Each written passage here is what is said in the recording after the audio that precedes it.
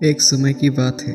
एक गांव में एक किसान अपने बेटे के साथ रहता था। वह जीवन के कठिन से कठिन परिस्थितियों में शांत और पॉजिटिव रहता और हमेशा ये कहता, जो होता है अच्छे के लिए होता है, बस ईश्वर पर विश्वास रखो। उस आदमी के पास एक घोड़ा भी था जिससे वो बहुत प्यार करता था और उस घोड़े को अपने परिवार का सदस्य मानता था। एक दिन वो घोड़ा कहीं चला गया। किसान ने पूरे गांव में खोजा पर उस घोड़ा कहीं नहीं मिला।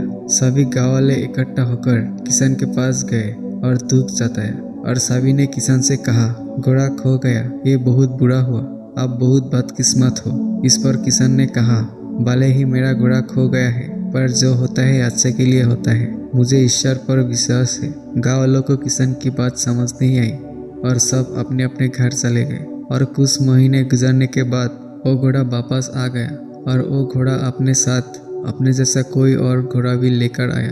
सभी गाँव वाले फिर एक साथ हुए और किसान से कहा, घोड़े खो जाना अच्छा था, अब आपके पास बहुत सारे घोड़े हैं, आप कितने खुशकिस्मत हो। इस पर किसान ने कहा, भले ही अब मेरे पास बहुत सारे घोड़े हैं लेकिन मुझे कोई खुशी नहीं है, पर जो होता है अच्छे के लिए होता है, मुझे ईश्वर पर विश्वास है। गाँव वालों को किसान की बात समझ नहीं आई और सब अपने अपने घर चले गए। फिर किसान के बेटे ने घोड़सवारी सीखना शुरू किया पर वो लड़का घोड़े से नीचे गिर गया और उसकी पैर की हड्डी टूट गई।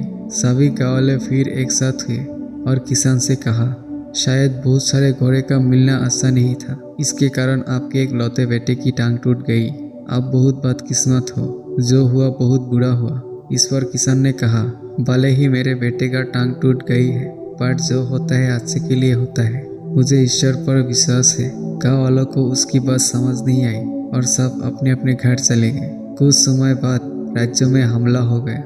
राजा की सेना कम पड़ने लगी, इसलिए राज्य के सभी जवान लड़कों को सेना में भर्ती होना पड़ा। पर उस किसान का बेटा बच गए क्योंकि वो घायल था। सभी गाँव वाले फिर इकट्ठा हुए और किसान से कहा, आपके बेटे की टांग टूट गई है, इस कारण आपका बेटा युद्ध में जाने से बच गया। आप कितने खुशकिस्मत हो, पर हम सब बहुत दुखी हैं क्योंकि हमारे बच्चों को युद्ध में जाना पड़ा।